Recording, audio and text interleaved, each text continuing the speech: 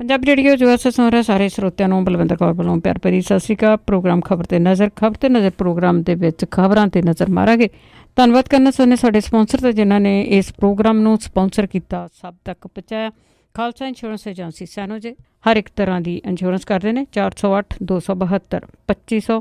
ਗੁਰਦੀਪ ਸਿੰਘ ਬਿਰਦੀ ਕਲੋਵਸ, ਸਤਨਾਮ ਸਿੰਘ ਸ਼ੇਰਗਿੱਲ ਸਲਮਾ, ਬਹਾਦਰ ਸਿੰਘ ਗਿੱਲ ਫੌਲਰ, ਸਰਬਜੀਤ ਸਿੰਘ ਚੋਕਰ ਟਰਲਿਕ, Jagtar Singh Anandpuri Premart, Chicago pizza with twist ਜੋ ਹਰ ਇੱਕ ਤਰ੍ਹਾਂ ਦਾ ਪੀਜ਼ਾ ਆਰਡਰ ਕਰ ਸਕਦੇ ਹੋ। ਪੀਜ਼ਾ ਆਰਡਰ ਕਰਨ ਲਈ ਵਿਜ਼ਿਟ ਕਰ ਸਕਦੇ ਹੋ www.chicagopizzatwist.com।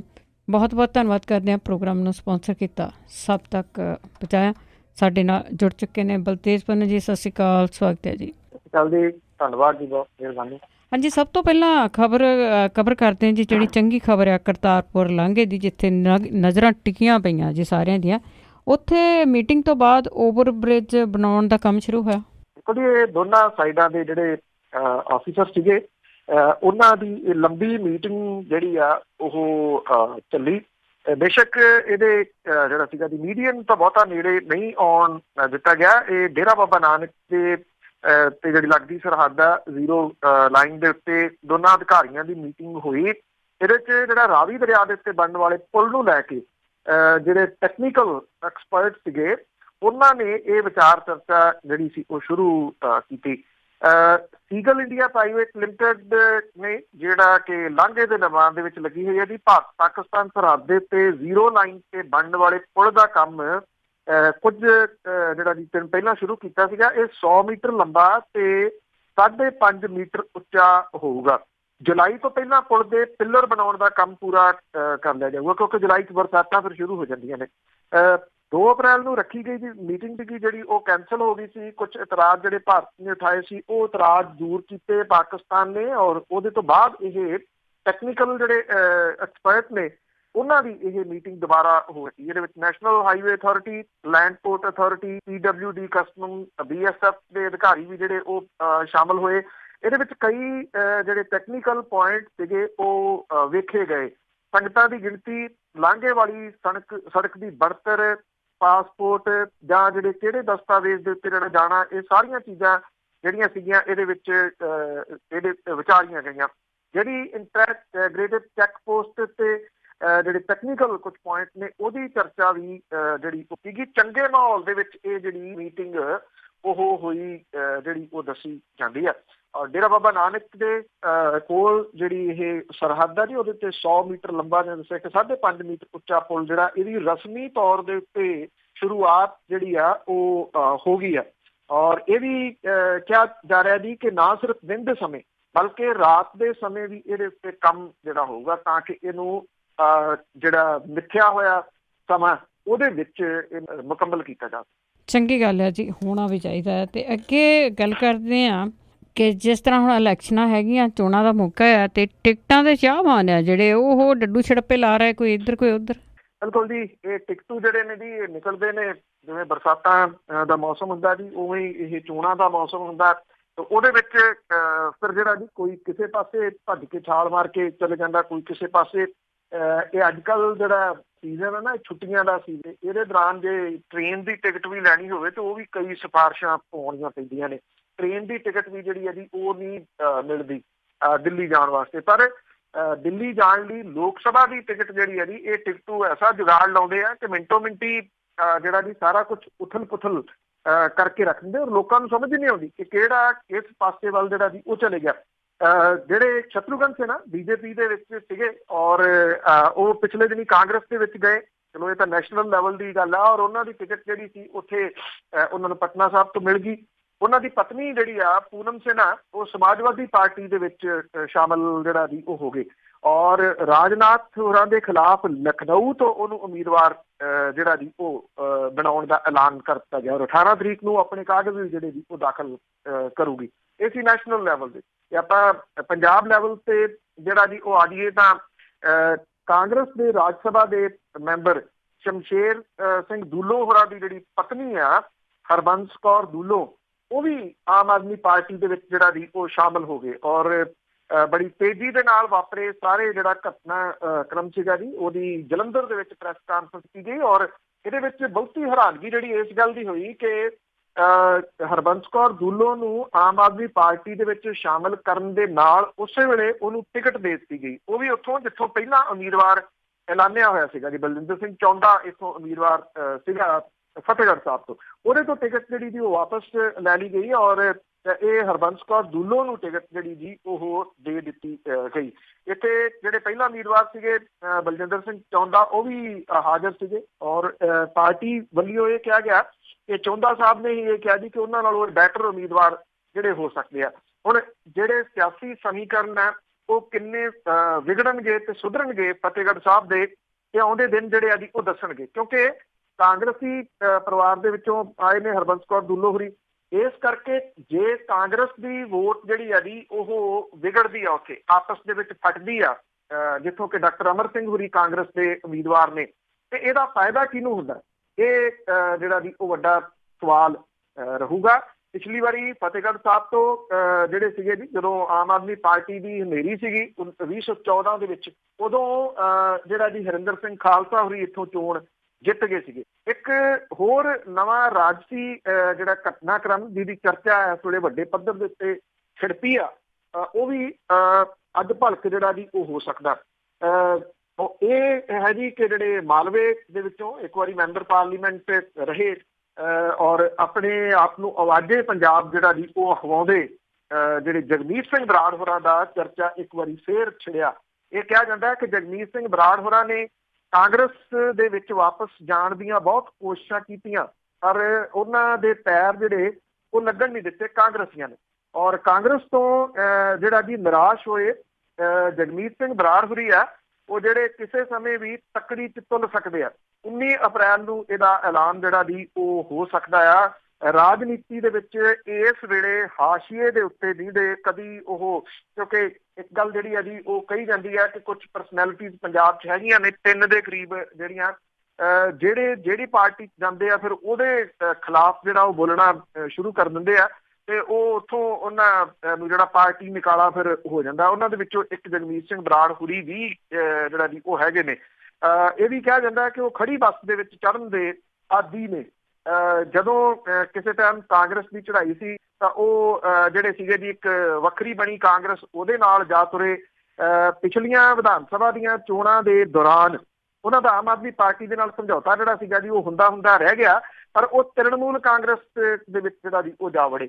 ਤੇ ਹੁਣ ਜਿਹੜਾ ਇਹ ਕਿਹਾ ਜਾ ਰਿਹਾ ਹੈ ਕਿ ਜਗਮੀਤ ਸਿੰਘ ਬਰਾੜ ਹੋਰੀ ਤੱਕੜੀ ਦੇ ਵਿੱਚ ਤੁਲ ਸਕਦੇ ਆ। ਸੁਖਬੀਰ ਸਿੰਘ ਬਾਦਲ ਹੋਰੀ ਉਹਨਾਂ ਨੂੰ ਅਕਾਲੀ ਦਲ ਦੇ ਵਿੱਚ ਜਿਹੜਾ ਜੀ ਉਹ ਜੀ ਆਇਆਂ ਨੂੰ ਕਹਿਣਗੇ।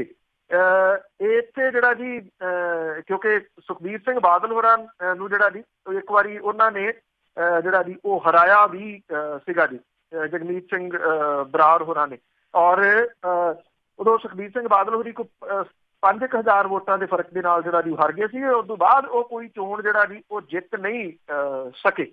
ਬਾਰ-ਬਾਰ ਪਾਰਟੀਆਂ ਬਦਲਣ ਦੇ ਉਹ ਚਰਚਾ ਦੇ ਵਿੱਚ ਰਹਿੰਦੇ ਆ, ਪਰ ਜਿਵੇਂ ਮੈਂ ਕਿਹਾ ਕਿ ਇੱਕ ਜਿਹੜਾ ਚੱਲਦਾ ਵੀ ਉਹ ਖੜੀ ਬੱਸ 'ਚ ਚੜ੍ਹ ਜਾਂਦੇ ਆ। ਹੁਣ ਵੇਖਣਾ ਇਹ ਹੋਊਗਾ ਕਿ ਜਿਹੜਾ ਇਹ ਉਹਨਾਂ ਦਾ ਮੂਵ ਹੈ ਜਿਹੜਾ ਸੰਭਾਵੀ ਰੂਪ ਦੇ ਵਿੱਚ ਅਗਲੇ 2 ਦਿਨਾਂ ਦੇ ਵਿੱਚ ਸਾਹਮਣੇ ਆਊਗਾ, ਉਹ ਕੈਸਾ ਰਹਿੰਦਾ। ਬਿਲਕੁਲ ਖੜੀ ਬੱਸ ਦੇ ਵਿੱਚ ਹੀ ਚੜ੍ਹ ਰਿਹਾ ਜੀ ਅੱਗੇ। ਤੇ ਅੱਗੇ ਕੈਪਟਨ ਦੀ ਗੱਲ ਕਰਦੇ ਹਾਂ, ਰੁੱਸਿਆਂ ਨੂੰ ਮਨਾਉਣ 'ਚ ਲੱਗੇ ਆ, ਪਰ ਰੁੱਸੇ ਆ ਜਿਹੜੇ ਉਹਨਾਂ ਦੇ ਰੁੱਸੇ ਹਜੇ ਵੀ ਜਾਰੀ। ਬਿਲਕੁਲ ਜੀ, ਇੱਕ ਦਿਨ ਜਿਹੜਾ ਹਾਲਾਂਕਿ ਕੈਪਟਨ ਅਮਰਿੰਦਰ ਸਿੰਘ ਹੋਰਾਂ ਨੇ ਕਹਿੰਦੇ ਕਠੂਆ ਦੇ ਵਿੱਚ ਰੈਲੀ ਨੂੰ ਸੰਬੋਧਨ ਕਰਨਾ ਸੀ, ਉੱਥੇ ਤਾਂ ਗਏ ਨਹੀਂ, ਕਹਿੰਦੇ ਕੈਂਸਲ ਹੋ ਗਈ, ਸ਼ਾਇਦ ਜਹਾਜ਼ ਨਹੀਂ ਚੜ੍ਹ ਸਕਿਆ ਜਾਂ ਕੋਈ ਹੋਰ ਕਾਰਨ ਜਿਹੜਾ ਵੀ ਉਹ ਰਿਹਾ। ਤੇ ਚੰਡੀਗੜ੍ਹ ਦੇ ਵਿੱਚ ਜਿਹੜੀ ਜੀ ਉਹ ਮੀਟਿੰਗ ਲਾ ਕੇ ਜ਼ਰੂਰ ਜਿਹੜਾ ਜੀ ਉਹ ਬੈਠੇ ਰਹੇ, ਔਰ ਜਿਹੜੇ ਬਾਕੀ ਕਾਂਗਰਸੀ ਵੀ ਜਿਹੜੇ ਉਹ ਹੈਗੇ ਸੀਗੇ ਇੱਥੇ, ਉਹਨਾਂ ਨੇ ਸੁਰਜੀਤ ਧੀਮਾਨ ਦੇ ਨਾਲ ਵੀ, ਔਰ ਜਿਹੜੇ ਬੱਲੂਆਣਾ ਦੇ ਵਿਧਾਇਕ ਨੇ ਨੱਥੂ ਰਾਮ, ਸਾਬਕਾ ਵਿਧਾਇਕ ਤਰਲੋਚਨ ਸਿੰਘ ਸੂੰਢ, ਜਿਹੜੇ ਸਾਰੇ ਦੇ ਸਾਰੇ ਇਹ ਨਾਰਾਜ਼ ਜਿਹੜੇ ਆ ਜੀ ਉਹ ਦੱਸੇ ਜਾਂਦੇ ਆ। ਇਹਨਾਂ ਨੂੰ ਮਨਾਉਣ ਦੀ ਕੋਸ਼ਿਸ਼ ਜਿਹੜੀ ਉਹ ਕੀਤੀ। ਅਜਨਾਲਾ ਹਲਕੇ ਤੋਂ ਜਿਹੜੇ ਵਿਧਾਇਕ ਨੇ ਉਹ ਤੁਰ ਨਹੀਂ ਰਹੇ, ਉੱਥੋਂ ਜਿਹੜੇ ਅੰਮ੍ਰਿਤਸਰ ਤੋਂ ਲੋਕ ਸਭਾ ਦੇ ਮੈਂਬਰ ਨੇ ਉਹਨਾਂ ਦੇ ਨਾਲ, ਉਹਨਾਂ ਨੂੰ ਮਨਾ ਕੇ ਨਾਲ ਤੋੜਨ ਦੀ ਜਿਹੜੀ ਜੀ ਉਹ ਕੋਸ਼ਿਸ਼ ਕੀਤੀ। ਇਸ ਜਿਹੜਾ ਸੀਗਾ ਜੀ ਮਹਿੰਦਰ ਸਿੰਘ KP ਹੋਰਾਂ ਨੇ ਪਿਛਲੇ ਦਿਨੀ ਜਿਹੜੇ ਬਾਗੀ ਸੁਰਾਂ ਅਪਣਾਈਆਂ ਸੀ, ਔਰ ਉਹਨਾਂ ਨੇ ਇੱਕ ਮੀਟਿੰਗ ਵੀ ਜਿਹੜੀ 15 ਤਰੀਕ ਨੂੰ ਰੱਖ ਲਈ ਸੀਗੀ, ਪਰ ਉਹ ਮੀਟਿੰਗ ਲਾਸਟ ਮਿੰਟ ਦੇ ਉੱਤੇ ਕੈਂਸਲ ਕਰਵਾਉਣ 'ਚ ਸਫਲ ਰਹੀ ਕਾਂਗਰਸ। ਮਹਿੰਦਰ ਸਿੰਘ KP ਹੋਰੀ ਤਾਂ ਗਾਇਬ ਨੇ ਪਿਛਲੇ 2-3 ਦਿਨ ਤੋਂ। ਉਹ ਉੱਥੇ ਦਿੱਲੀ ਨੇ, ਕੀ ਉਹਨਾਂ ਦਾ ਸਮਝੌਤਾ ਹੋਇਆ ਇਹ ਨਹੀਂ ਪਤਾ। ਸੰਤੋਸ਼ ਚੌਧਰੀ ਹੋਈ ਅਜੇ ਜਿਹੜਾ ਜੀ ਉਹ ਮੰਨੇ ਨਹੀਂ, ਉਹਨਾਂ ਦੀਆਂ ਬਾਗੀ ਸੁਰਾਂ ਜਿਉਂ ਦੀਆਂ ਤਿਉਂ ਜਾਰੀ ਨੇ। ਇਹਦੇ ਵਿੱਚ ਸਭ ਤੋਂ ਇੰਟਰਸਟਿੰਗ ਜਿਹੜੀ ਇਹਨਾਂ ਦੀ ਉਹ ਰਹੀ ਧੀਮਾਨ ਸਾਹਿਬ ਵਾਲੀ, ਕਿਉਂਕਿ ਜਿਹੜੇ ਮਿਸਟਰ ਧੀਮਾਨ ਨੇ ਉਹਨਾਂ ਦਾ ਮੁੰਡਾ ਜਿਹੜਾ ਜੀ ਉਹ ਸੰਗਰੂਰ ਲੋਕ ਸਭਾ ਹਲਕੇ ਤੋਂ ਸੀਟ ਮੰਗਦਾ ਸੀਗਾ, ਜਿੱਥੇ ਕਿ ਕੇਵਲ ਸਿੰਘ ਢਿੱਲੋਂ ਹੋਰਾਂ ਨੂੰ ਕਾਂਗਰਸ ਪਾਰਟੀ ਨੇ ਆਪਣੀ ਟਿਕਟ ਜਿਹੜੀ ਹੈ ਜੀ ਉਹ ਦਿੱਤੀ ਆ। ਸੁਰਜੀਤ ਧੀਮਾਨ ਹੋਰੀ ਕੈਪਟਨ ਸਾਹਿਬ ਦੇ ਨਾਲ ਮੁਲਾਕਾਤ ਕਰਕੇ ਬਾਹਰ ਆਏ। ਇਹ ਪੁੱਛਿਆ ਗਿਆ ਕਿ ਨਾਰਾਜ਼ਗੀ ਦੂਰ ਹੋ ਗਈ? ਕਹਿੰਦੇ ਮੇਰੀ ਕੋਈ ਨਾਰਾਜ਼ਗੀ ਨਹੀਂ ਕੈਪਟਨ ਅਮਰਿੰਦਰ ਸਿੰਘ ਹੋਰਾਂ ਦੇ ਨਾਲ।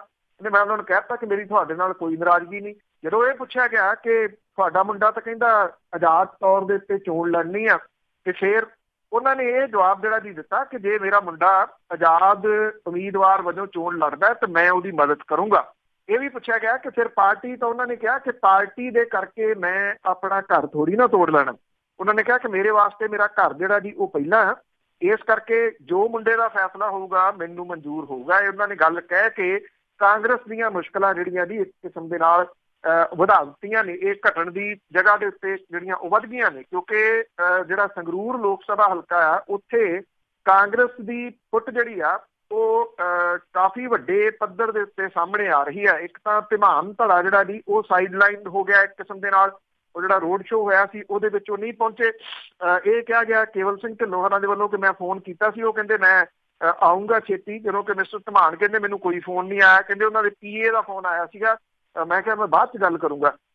ਦੂਜਾ ਜਿਹੜੇ ਇਸ ਵੇਲੇ ਮੰਤਰੀ ਨੇ ਇੱਥੇ ਸੰਗਰੂਰ ਤੋਂ, ਉਹ ਵੀ ਕੇਵਲ ਸਿੰਘ ਢਿੱਲੋਂ ਹੋਰਾਂ ਦੇ ਨਾਲ ਜਿਹੜਾ ਜੀ ਉਹ ਤੁਰੇ ਨਹੀਂ ਅਜੇ। ਬੇਸ਼ੱਕ ਰਜਿੰਦਰ ਕੌਰ ਭੱਠਲ ਹੋਰਾਂ ਨੂੰ ਤੋਰਨ ਦੇ ਵਿੱਚ ਜਿਹੜਾ ਜੀ ਉਹ ਸਫਲ ਰਹੇ ਆ। ਕੋਈ 4 ਦੇ ਕਰੀਬ ਧੜੇ ਜਿਹੜੇ ਆ ਸੰਗਰੂਰ ਲੋਕ ਸਭਾ ਹਲਕੇ ਦੇ ਵਿੱਚ ਬਣੇ ਆ। ਜਲੰਧਰ ਦੇ ਵਿੱਚ ਕਾਂਗਰਸ ਨੂੰ ਬਗਾਵਤ ਦਾ ਜਿਹੜਾ ਜੀ ਉਹ ਸਾਹਮਣਾ ਹੈ। ਹੁਸ਼ਿਆਰਪੁਰ ਦੇ ਵਿੱਚ ਉਹਨਾਂ ਨੂੰ ਬਗਾਵਤ ਦਾ ਜਿਹੜਾ ਉਹ ਸਾਹਮਣਾ ਕਰਨਾ ਪੈ ਰਿਹਾ। ਕਿੰਨੀਆਂ ਕੁ ਕਾਰਗਰ ਹੁੰਦੀਆਂ ਨੇ ਇਹ ਮੀਟਿੰਗਸ, ਇਹ ਆਉਣ ਵਾਲਾ ਸਮਾਂ ਜਿਹੜਾ ਜੀ ਉਹ ਦੱਸੂਗਾ। ਜਿੰਨਾ ਸੌਖਿਆ ਕਾਂਗਰਸ ਜਿਹੜਾ ਜੀ ਉਹ ਡੇ ਫਸਟ ਤੋਂ ਇਹਨੂੰ ਲੈ ਰਹੀ ਸੀ, ਜਾਂ ਅੱਜ ਵੀ ਜਿਹੜਾ ਜੀ ਉਹ ਲੈ ਰਹੀ ਆ ਮਿਸ਼ਨ 13 ਕਹਿ ਕੇ, ਉਹਨਾਂ ਸੌਖਾ ਜਿਹੜਾ ਜੀ ਅੱਜ ਦੇ ਮੌਜੂਦਾ ਹਾਲਾਤਾਂ ਦੇ ਵਿੱਚ ਰਹਿ ਨਹੀਂ ਗਿਆ ਅਜੇ। ਹਾਲਾਂਕਿ ਮਹੀਨਾ ਇੱਕ ਜਿਹੜਾ ਜੀ ਉਹ ਪਿਆ ਇਲੈਕਸ਼ਨਾਂ ਦੇ ਵਿੱਚ। ਜੇ ਆਪਾਂ ਇਲੈਕਸ਼ਨਾਂ ਦੀ ਡੇਟ ਦੀ ਗੱਲ ਕਰੀਏ, 17 ਅਪ੍ਰੈਲ ਸਾਡੇ ਇੱਥੇ ਹੋ ਗਈ। ਅੱਜ ਦੇ ਦਿਨ ਤੁਸੀਂ ਕਹਿ ਲਓ ਕਿ ਚੋਣ ਪ੍ਰਚਾਰ ਖਤਮ ਹੋ ਜਾਣਾ ਹੈ, ਸਾਰਾ ਜਿੰਨੀ ਪ੍ਰਕਿਰਿਆ ਉਹਦੇ ਵਿੱਚੋਂ ਲੰਘਦਿਆਂ ਹੋਇਆ। ਤੇ ਇਹ ਬਹੁਤ ਜ਼ਿਆਦਾ ਸਮਾਂ ਨਹੀਂ ਜਿਹੜਾ ਵੀ ਉਹ ਰਹਿ ਗਿਆ। ਤੇ ਜੇ ਇੱਕ ਵਾਰੀ ਜਿਹੜੇ ਬਾਗੀ ਨੇ ਉਹ ਦੂਜੇ ਪਾਸੇ ਨੂੰ ਤੁਰ ਪਏ ਤੇ ਉਹ ਕਾਂਗਰਸ ਦੀ ਮਿਸ਼ਨ 13 ਵਾਲੀ ਖੇਡ ਜਿਹੜਾ ਜੀ ਉਹ ਵਿਗਾੜ ਸਕਦੇ ਆ। ਜੀ ਕਈ ਕੁਛ ਹੀ ਵਿਗਾੜਨਗੇ ਜੀ। ਤੇ ਅੱਗੇ ਭਾਜਪਾਈਆਂ ਦੀ ਗੱਲ ਕਰੀਏ, ਉਹਨਾਂ ਨੇ ਨਵਜੋਤ ਸਿੰਘ ਸਿੱਧੂ ਦੇ ਖਿਲਾਫ ਮਾਮਲਾ ਦਰਜ ਕਰਵਾਇਆ। ਐਕਚੁਅਲੀ ਜੀ ਜਿਹੜਾ ਚੋਣ ਕਮਿਸ਼ਨ ਹੈ ਉਹਨੇ ਪਿਛਲੇ ਦਿਨੀ ਜਿਹੜਾ ਸੁਪਰੀਮ ਕੋਰਟ ਦੀ ਡਾਂਗ ਸੀਗੀ ਜੀ, ਉਦੋਂ ਬਾਅਦ ਕੁਛ ਜਿਹੜਾ ਸੀਗਾ ਕੁਛ ਬੰਦਿਆਂ ਦੇ ਉੱਤੇ, ਕੁਛ ਨੇਤਾਵਾਂ ਦੇ ਉੱਤੇ ਬੋਲਣ ਤੇ ਪਾਬੰਦੀ ਜਿਹੜੀ ਜੀ ਉਹ ਲਾਈ।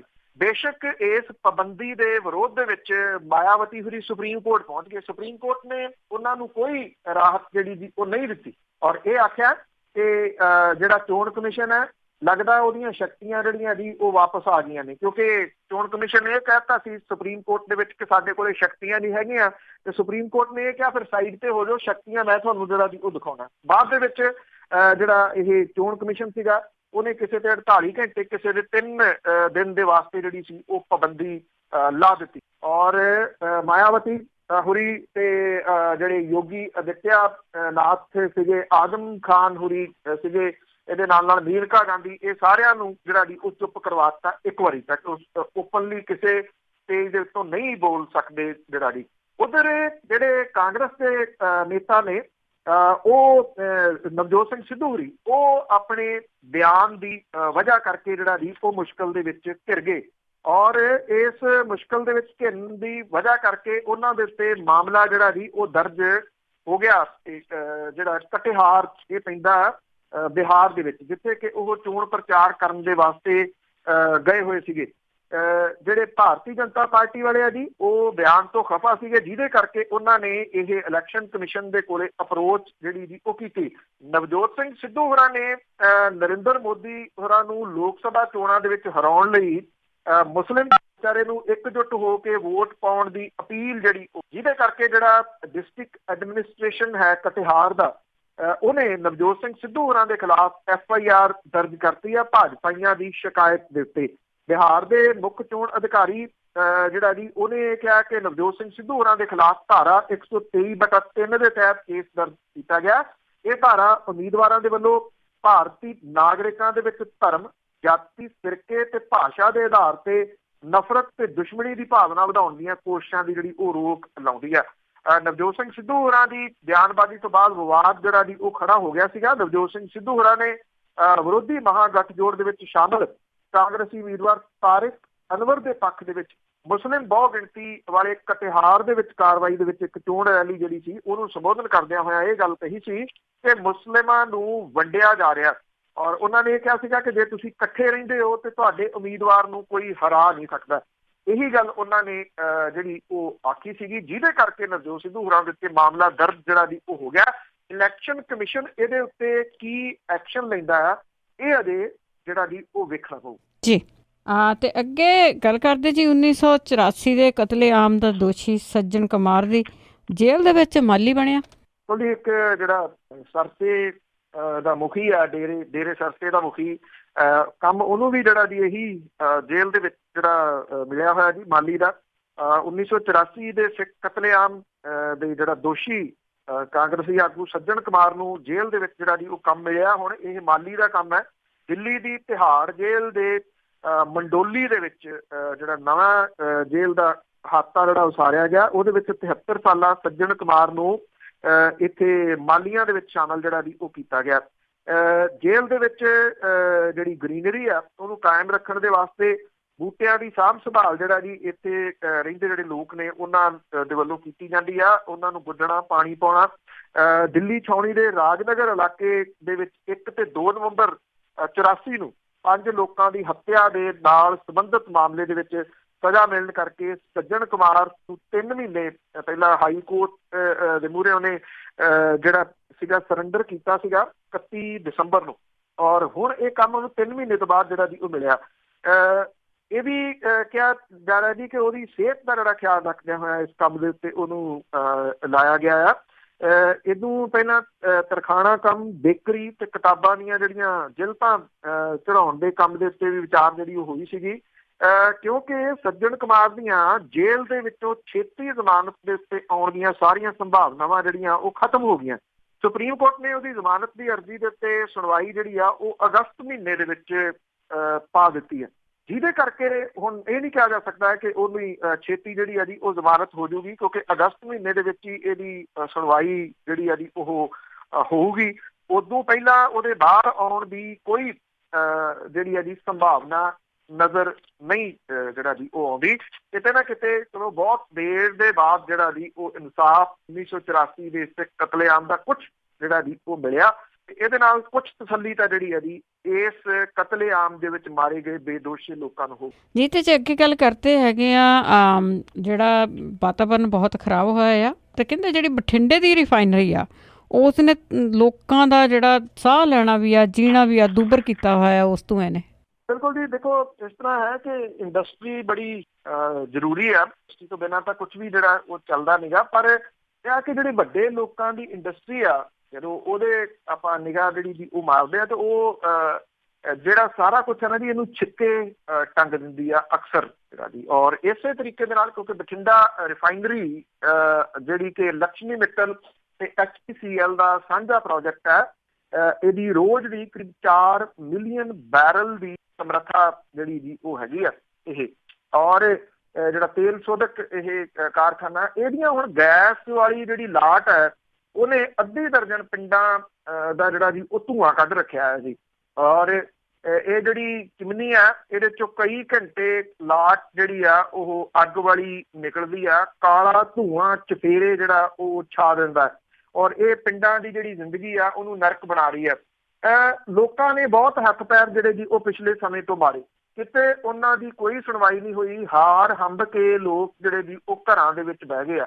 ਪੰਜਾਬ ਪੋਲਿਊਸ਼ਨ ਕੰਟਰੋਲ ਬੋਰਡ ਨੇ ਵੀ ਲੋਕਾਂ ਦੇ ਮਸਲੇ ਨੂੰ ਟਿੱਚ ਕਰਕੇ ਜਾਣਿਆ ਔਰ ਕੋਈ ਜਿਹੜਾ ਜੀ ਇਹਦੇ ਉੱਤੇ ਕਾਰਵਾਈ ਨਹੀਂ ਕੀਤੀ। ਇਹ ਕਿਹਾ ਜਾਂਦਾ ਕਿ ਇਹ ਪੂਰੇ ਏਰੀਏ ਦੇ ਵਿੱਚ ਇਹਦਾ ਐਡਾ ਵੱਡਾ ਇੰਪੈਕਟ ਹੈ ਕਿ ਬਾਕੀ ਥਾਵਾਂ ਤੋਂ 1 ਤੋਂ 2 ਡਿਗਰੀ ਸੈਲਸੀਅਸ ਜਿਹੜਾ ਗਰਮੀ ਦੇ ਵਿੱਚ ਇੱਥੇ ਤਾਪਮਾਨ ਵੱਧ ਜਾਂਦਾ। ਲੋਕ ਹੁਣ ਕਿੱਥੇ ਜਿਹੜਾ ਦੀ ਉਹ ਜਾਣ, ਇਹ ਵੱਡਾ ਜਿਹੜਾ ਦੀ ਉਹ ਸਵਾਲ ਹੈ। ਸਿਆਸੀ ਤਰ੍ਹਾਂ ਦੇ ਵੱਲੋਂ ਰਿਫਾਈਨਰੀ ਦਾ ਸਿਆਸੀ ਲਾ ਤਾਂ ਲਿਆ ਜਾਂਦਾ, ਪਰ ਰਿਫਾਈਨਰੀ ਦੇ ਪ੍ਰਦੂਸ਼ਣ ਤੋਂ ਤੰਗ ਲੋਕਾਂ ਦੀ ਗੱਲ ਜਿਹੜੀ ਜੀ ਉਹ ਕੋਈ ਨਹੀਂ ਸੁਣ ਰਿਹਾ। ਹਵਾ ਦਾ ਜਿਸ ਪਾਸੇ ਵੱਲ ਨੂੰ ਰੁਖ ਹੁੰਦਾ ਉਸ ਪਾਸੇ ਵੱਲ ਨੂੰ ਇਹ ਧੂੰਆਂ ਜਿਹੜਾ ਉਹ ਜਾਣਾ ਸ਼ੁਰੂ ਹੋ ਜਾਂਦਾ ਜੀ। ਇੱਥੇ ਜਿਹੜੇ ਪਿੰਡ ਨੇ ਨਾਰੰਗ, ਚੱਠੇ, ਹੰਸੂ, ਤਿਗੜੀ, ਇੱਥੇ ਇੰਨੀ ਜਿਹੜੀ ਹੈ ਜੀ ਉਹ ਇਸ ਧੂਏ ਦੀ ਬੋ ਫੈਲਦੀ ਆ ਕਿ ਲੋਕ ਇਹ ਕਹਿੰਦੇ ਆ ਕਿ ਇੱਕ ਤਾਂ ਕੱਪੜੇ ਤੱਕ ਉਹ ਬਾਹਰ ਸੁੱਕਣੇ ਨਹੀਂ ਜਿਹੜਾ ਜੀ ਉਹ ਪਾ ਸਕਦੇ, ਉਹਦੇ ਉੱਤੇ ਕਾਲੋਂ ਜਿਹੜੀ ਆ ਉਹ ਫੈਲ ਜਾਂਦੀ ਹੈ। ਔਰ ਇਹ ਜਿਹੜੀ ਬੋ ਆ ਤੇ ਬਿਨਾਂ ਕਿਸੇ ਸ਼ੱਕ ਦੇ ਇੰਨੀ ਗੰਦੀ ਬੋ ਜਿਹੜੀ ਜੀ ਉਹ ਦੱਸੀ ਜਾਂਦੀ ਹੈ 1.5 ਦਰਜਨ ਪਿੰਡਾਂ ਦੇ ਵਿੱਚ ਕਿ ਕਈ ਬਿਮਾਰੀਆਂ ਨੂੰ ਇਹ ਜਨਮ ਜਿਹੜੇ ਉਹ ਦਿੰਦੀ ਹੋਊਗੀ। ਕਈ ਲੋਕ ਨੇ ਜਿਹੜੇ ਪਿੰਡ ਛੱਡ ਕੇ ਚਲੇ ਗਏ, ਚਲੋ ਕੁਛ ਅਫੋਰਡ ਕਰਦੇ ਹੋਣਗੇ ਉਹ ਪਾਸੇ ਹੋ ਗਏ, ਜਿਹੜੇ ਅਫੋਰਡ ਨਹੀਂ ਵਿਚਾਰੇ ਕਰਦੇ ਉਹ ਕਿੱਧਰ ਜਿਹੜਾ ਜੀ ਉਹ ਜਾਣ। ਨਰਮੇ ਦੀ ਫਸਲ ਵੀ ਜਿਹੜੀ ਇਹਦੇ ਕਰਕੇ ਪ੍ਰਭਾਵਿਤ ਜਿਹੜੀ ਉਹ ਹੁੰਦੀ ਦੱਸੀ ਜਾਂਦੀ ਹੈ। ਜਿਹੜੇ ਪਿੰਡਾਂ ਦੇ ਲੋਕ ਆ ਕਹਿੰਦੇ ਆ ਕਿ ਪੋਲਿਊਸ਼ਨ ਚੈੱਕ ਕਰਨ ਵਾਲੀ ਬੱਸ ਆਉਂਦੀ ਹੈ ਪਰ ਉਹ ਖਾਨਾ ਪੂਰਤੀ ਕਰਕੇ ਜਿਹੜੀ ਆ ਉਹ ਚਲੇ ਜਾਂਦੀ ਹੈ। ਜਿਹੜੇ ਇੱਥੇ ਕਣਕਵਾਲ ਪਿੰਡ ਆ ਜਿਹੜੇ ਉੱਥੋਂ ਦੇ ਸਰਪੰਚ ਜਿਹੜੀ ਆ ਜੀ ਉਹ ਇਹ ਕਹਿੰਦੀ ਆ ਕਿ ਦੂਜੇ ਤੀਜੇ ਦਿਨ ਇਹ ਗੈਸਾਂ ਵਾਲੀ ਲਾਟ ਜਿਹੜੀ ਆ ਜੀ ਉਹ ਨਿਕਲਦੀ ਆ ਤੇ ਫਿਰ ਚੁਫੇਰੇ ਬਦਬੂ ਜਿਹੜੀ ਆ ਉਹ ਫੈਲ ਜਾਂਦੀ ਆ। ਲੋਕ ਖਾਰਸ਼, ਜਿਹੜੀ ਸਕਿਨ ਦੀ ਪ੍ਰੋਬਲਮ ਤੇ ਜਿਹੜੇ ਦਮੇ ਦੇ ਮਰੀਜ਼ ਬਹੁਤ ਤੇਜ਼ੀ ਦੇ ਨਾਲ ਇਹ ਏਰੀਆ ਦੇ ਵਿੱਚ ਜਿਹੜਾ ਜੀ ਉਹ ਵੱਧ ਰਹੇ ਆ। ਪਰ ਲੋਕ ਇਹ ਕਹਿੰਦੇ ਆ ਕਿ ਅਸੀਂ ਇੰਨੇ ਜਿਹੜੇ ਦੀ ਧਰਨੇ ਪ੍ਰਦਰਸ਼ਨ ਕੀਤੇ, ਕਿੰਨੇ ਲੋਕਾਂ ਦੇ ਕੋਲੇ ਗਏ ਪਰ ਕਿਸੇ ਨੇ ਉਹਨਾਂ ਦੀ ਜਿਹੜੀ ਹੈ ਜੀ ਉਹ ਬਾਂਹ ਨਹੀਂ ਫੜੀ। ਔਰ ਰੱਬ ਆਸਰੇ ਤੁਸੀਂ ਕਹਿ ਲਓ ਕਿ ਇਸ ਧੂਆਂ ਤੇ ਗੰਦੀ ਜਿਹੜੀ ਬਦਬੂ ਆ ਜੀ ਉਹਦੇ ਵਿੱਚ ਇਹ ਲੋਕ ਜਿਉਣ ਲਈ ਮਜਬੂਰ। ਬਿਲਕੁਲ ਜੀ, ਚੰਗੇ ਕੰਮ ਦੇ ਲਈ ਕੋਈ ਵੀ ਜਿਹੜਾ ਬਾਂਹ ਆ ਉਹ ਨਹੀਂ ਫੜਦਾ ਹੈਗਾ, ਇਹ ਤਾਂ ਗੱਲ ਪੱਕੀ ਆ। ਤੇ ਅੱਗੇ ਗੱਲ ਨਸ਼ਿਆਂ ਦੀ ਕਰਦੇ ਆ, ਜਿਹੜੀ ਹੁਣ ਅੱਜ ਕੱਲ੍ਹ ਗੱਲ ਉੱਭਰਦੀ ਨਹੀਂ, ਇੱਕ ਗੱਲ ਕਦੀ ਸੁਣੀ ਨਹੀਂ। ਇੱਦਾਂ ਲੱਗਦਾ ਕਿ ਨਸ਼ਾ ਮੁੱਕ ਗਿਆ ਪੰਜਾਬ ਦੇ ਵਿੱਚੋਂ, ਪਰ ਇਸ ਦੇ ਨਾਲ ਜਿਹੜੀਆਂ ਮੌਤਾਂ ਆ ਉਸੇ ਤਰ੍ਹਾਂ ਹੋ ਰਹੀਆਂ, ਪਰ ਸਿਆਸੀ ਪਾਰਟੀਆਂ ਚੁੱਪ। 2014 ਦੇ ਵਿੱਚ ਜੇ ਆਪਾਂ ਗੱਲ ਕਰੀਏ ਤਾਂ ਉਦੋਂ ਸਭ ਤੋਂ ਜ਼ਿਆਦਾ ਇਹ ਨਸ਼ਾ ਉੱਭਰਿਆ ਸੀਗਾ। ਔਰ 2017 ਦੀਆਂ ਵਿਧਾਨ ਸਭਾ ਚੋਣਾਂ ਦੇ ਦੌਰਾਨ ਕਾਂਗਰਸ ਨੇ ਜਿਹੜੀ ਜਿੱਤ ਹਾਸਲ ਕੀਤੀ ਉਹਦੇ ਵਿੱਚ ਜਿਹੜਾ ਕੈਪਟਨ ਅਮਰਿੰਦਰ ਸਿੰਘ ਹੋਰਾਂ ਦੇ ਵੱਲੋਂ ਚੁੱਕੀ ਸਹੁੰ ਜਿਹੜੀ ਸੀ ਕਿ 4 ਹਫ਼ਤਿਆਂ ਦੇ ਵਿੱਚ ਨਸ਼ਾ ਜਿਹੜਾ ਜੀ ਉਹ ਖਤਮ ਹੋਊਗਾ। ਉਸ ਤੋਂ ਬਾਅਦ ਸਰਕਾਰ ਬਣੀ, STF ਬਣੀ। STF ਦੇ ਉਦੋਂ ਜਿਹੜੇ ਮੁਖੀ ਲਾਏ ਗਏ ਹਰਪ੍ਰੀਤ ਸਿੰਘ ਸਿੱਧੂ ਹੋਰਾਂ ਨੇ ਸ਼ਲਾਘਾਯੋਗ ਕੰਮ ਜਿਹੜਾ ਸੀ ਉਹ ਕੀਤਾ ਔਰ ਬੜੀਆਂ ਆਸਾਂ ਜਿਹੜੀਆਂ ਦੀ ਉਹ ਵੱਧ ਗਈਆਂ ਕਿ ਇਹ ਮਾਮਲਾ ਹੁਣ ਕਿਸੇ ਤਣ ਪੱਤਨ ਜਿਹੜਾ ਉਹ ਲੱਗੂਗਾ ਕਿਸੇ ਪਾਸੇ। ਪਰ ਇਹ ਤੋਂ ਪਹਿਲਾਂ ਕਿ ਹਰਪ੍ਰੀਤ ਸਿੰਘ ਸਿੱਧੂ ਹੋਰੀ ਇਹਨਾਂ ਜਿਹੜੇ ਸਮਗਲਰ ਸੀ ਉਹਨਾਂ ਨੂੰ ਸੀਨ ਤੋਂ ਲਾਂਭਿਆ ਕਰਦੇ ਜਾਂ ਉਹਨਾਂ ਨੂੰ ਸਾਹਮਣੇ ਲਿਆਉਂਦੇ, ਹਰਪ੍ਰੀਤ ਸਿੰਘ ਸਿੱਧੂ ਹੋਰੀ ਹੀ ਲਾਂਭੇ ਕਰ ਦਿੱਤੇ ਗਏ। ਔਰ ਉਸ ਤੋਂ ਬਾਅਦ STF ਦਾ ਕੀ ਬਣਿਆ, ਕਦੀ ਉਹਦਾ ਕੋਈ ਚਰਚਾ ਹੀ ਜਿਹੜਾ ਜੀ ਉਹ ਨਹੀਂ ਸਾਹਮਣੇ ਆਉਂਦਾ। ਪੰਜਾਬ ਹਰਿਆਣਾ ਹਾਈ ਕੋਰਟ ਦੇ ਵਿੱਚ 3 ਅਹਿਮ ਰਿਪੋਰਟਾਂ ਪਈਆਂ ਨੇ ਜੀ। ਇਹਨਾਂ 3 ਅਹਿਮ ਰਿਪੋਰਟਾਂ ਦੇ ਵਿੱਚ ਇੱਕ ਪੰਜਾਬ ਦੇ ਜਿਹੜੇ DGP ਨੇ, ਇੱਕ ਸਿਧਾਰਥ ਚਟੋਪਾਧਿਆਇ ਵਰੀਦ, ਜਿਨ੍ਹਾਂ ਨੂੰ ਜਿਹੜਾ ਸੀਗਾ ਹਾਈ ਕੋਰਟ ਨੇ ਇੱਕ SIT ਬਣਾ ਕੇ ਉਹਦਾ ਮੁਖੀ ਲਾਇਆ ਸੀ, ਉਹਨਾਂ ਦੀ ਅਹਿਮ ਰਿਪੋਰਟ ਲਿਫਾਫਾਬੰਦ ਪਈ ਹੈ। ਦੂਜੀ ਰਿਪੋਰਟ ਇੱਥੇ ਹਰਪ੍ਰੀਤ ਸਿੰਘ ਸਿੱਧੂ ਹੋਰਾਂ ਦੀ ਪਈ ਹੈ ਲਿਫਾਫਾਬੰਦ, ਜਿਹੜੇ STF ਦੇ ਉਦੋਂ ਚੀਫ ਸਨ, ਜਿਹੜੀ ਉਹਨਾਂ ਨੇ ਰਿਪੋਰਟ ਦਿੱਤੀ। ਤੀਜੀ ਰਿਪੋਰਟ ਹਾਈ ਕੋਰਟ ਦੇ ਵਿੱਚ ਜਿਹੜੀ ਜੀ ਇਨਫੋਰਸਮੈਂਟ ਡਾਇਰੈਕਟੋਰੇਟ ਦੀ ਪਈ ਆ। ਇਨਫੋਰਸਮੈਂਟ ਡਾਇਰੈਕਟੋਰੇਟ ਦੇ ਜਿਹੜੇ ਨਿਰੰਜਨ ਸਿੰਘ ਹੋਰਾਂ ਦਾ ਇਹ ਸੀਲ ਬੰਦ ਲਿਫਾਫਾ ਆ, ਇਹਨੂੰ ਅਜੇ ਤੱਕ ਖੋਲਿਆ ਨਹੀਂ ਗਿਆ। ਸਾਲ ਤੋਂ ਉੱਪਰ ਦਾ ਜਿਹੜਾ ਜੀ ਉਹ ਸਮਾਂ ਹੋ ਗਿਆ। ਜਿਹੜੇ ਸਰਕਾਰ ਹੈ ਜੀ ਜਿਹੜੀ ਪਿਛਲੀ ਹੁੰਦੀ ਸੀ 10 ਸਾਲ ਜਿਹੜੀ ਭੋਗ ਕੇ ਗਈ, ਉਹ ਕਹਿੰਦੇ ਸੀ 0.2% ਨਸ਼ਾ ਪੰਜਾਬ 'ਚ। ਹੁਣ ਉਹ ਕਹਿੰਦੇ ਕਿ ਨਸ਼ਾ ਪਹਿਲਾਂ ਨਾਲੋਂ ਜਿਹੜਾ ਜੀ ਉਹ ਜ਼ਿਆਦਾ ਹੋ ਗਿਆ, ਦੁੱਗਣਾ ਤਿੱਗਣਾ ਉਹ ਕਹਿੰਦੇ ਜੀ ਕਿ ਨਸ਼ਾ ਹੋ ਗਿਆ। ਇੱਕ ਦਿਨ ਇੱਕ ਡਿਬੇਟ ਚੱਲ ਰਹੀ ਸੀ, ਉਹਦੇ ਵਿੱਚ ਪਿਛਲੀ ਸਰਕਾਰ ਦਾ ਇੱਕ ਨੁਮਾਇੰਦਾ ਸੀ, ਉਹ ਕਹਿੰਦਾ ਸਾਡੀ ਵਾਲੀ ਸਰਕਾਰ ਦੇ ਨਾਲੋਂ ਹੁਣ ਨਸ਼ਾ ਮਹਿੰਗਾ ਮਿਲਣ ਲੱਗ ਗਿਆ। ਇਟ ਮੀਨਸ ਉਹ ਮੰਨਦੇ ਆ ਜੀ ਹੁਣ ਤੇ ਨਸ਼ਾ ਜਿਹੜਾ ਉਦੋਂ ਵੀ ਸੀਗਾ ਨਾ, ਉਦੋਂ ਉਹ ਮੰਨਦੇ ਸੀ। ਹੁਣ ਵਾਲੇ ਜਿਹੜੇ ਜੀ ਇਹ ਕਹਿੰਦੇ 90% ਨਸ਼ਾ ਸਮਾਪਤ ਹੋ ਗਿਆ ਪੰਜਾਬ ਦੇ ਵਿੱਚੋਂ। ਹਰ ਰੋਜ਼ ਦੀਆਂ ਖਬਰਾਂ ਜਿਹੜੀਆਂ ਦੀ ਇਹ ਆ ਰਹੀਆਂ ਨੇ, ਰੋਜ਼ ਇੱਕ ਦੋ ਡੈਥ ਜਿਹੜੀਆਂ ਨਸ਼ੇ ਦੀ ਓਵਰਡੋਜ਼ ਦੇ ਨਾਲ ਹੋ ਰਹੀਆਂ ਨੇ। ਖਾਸ ਤੌਰ ਦੇ ਉੱਤੇ ਜਿਹੜੇ ਸਰਹੱਦੀ ਖੇਤਰ ਆ ਉਹਨਾਂ ਦੇ ਵਿੱਚ ਇਹ ਜਿਹੜਾ ਮੌਤਾਂ ਦਾ ਸਿਲਸਿਲਾ ਬਹੁਤ ਜ਼ਿਆਦਾ ਜਿਹੜਾ ਦੀ ਉਹ ਵੱਧ ਰਿਹਾ। ਫਿਰੋਜ਼ਪੁਰ ਦੇ ਵਿੱਚ, ਫਿਰੋਜ਼ਪੁਰ ਜਾਂ ਇੱਧਰ ਤੁਸੀਂ ਦੂਜੇ ਪਾਸੇ ਨੂੰ ਜਿਹੜਾ ਆ ਜਾਓ, ਜਿਹੜੇ ਫਾਜ਼ਿਲਕਾ, ਅਬੋਹਰ, ਮਲੋਟ, ਇਸ ਸਾਈਡ ਦੇ ਉੱਤੇ ਰੋਜ਼ ਕਿਤੇ ਨਾ ਕਿਤੇ ਇੱਕ ਨੌਜਵਾਨ ਜਿਹੜਾ ਦੀ ਉਹ ਨਸ਼ੇ ਦੀ ਓਵਰਡੋਜ਼ ਦੇ ਨਾਲ ਮਰਿਆ ਪਿਆ ਲੱਭਦਾ।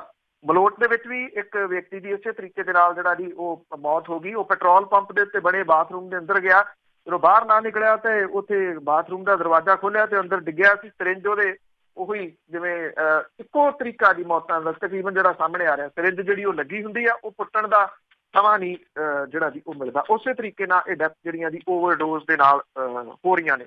ਨਸ਼ੇੜੀ ਜਿਹੜਾ ਇੱਕ ਫਿਰੋਜ਼ਪੁਰ ਦੇ ਨੇੜੇ ਪਿੰਡ ਬਜੀਦਪੁਰ ਪੈਂਦਾ ਜੀ, ਉੱਥੇ ਕਿਉਂਕਿ ਇੱਕ ਜਿਹੜਾ ਬੰਦਾ ਸੀ ਆਪਣੇ ਨਾਲ ਸਾਥੀਆਂ ਦੇ ਨਾਲ ਰਲ ਕੇ ਚਿੱਟਾ ਜਿਹੜਾ ਦੀ ਲਾ ਰਿਹਾ ਸੀ। ਉਹਦੀ ਪਤਨੀ ਨੇ ਉਹਨੂੰ ਜਦੋਂ ਰੋਕਿਆ ਤਾਂ ਉਹਨੇ ਆਪਣੀ ਪਤਨੀ ਦੀ ਜਿਹੜੀ ਜੀ ਬੁਰੇ ਤਰੀਕੇ ਨਾਲ ਕੁੱਟਮਾਰ ਕੀਤੀ ਔਰ ਉਹਦਾ ਸਿਰ ਜਿਹੜਾ ਸੀ ਉਹ ਕੰਧ ਦੇ ਵਿੱਚ ਮਾਰਤਾ।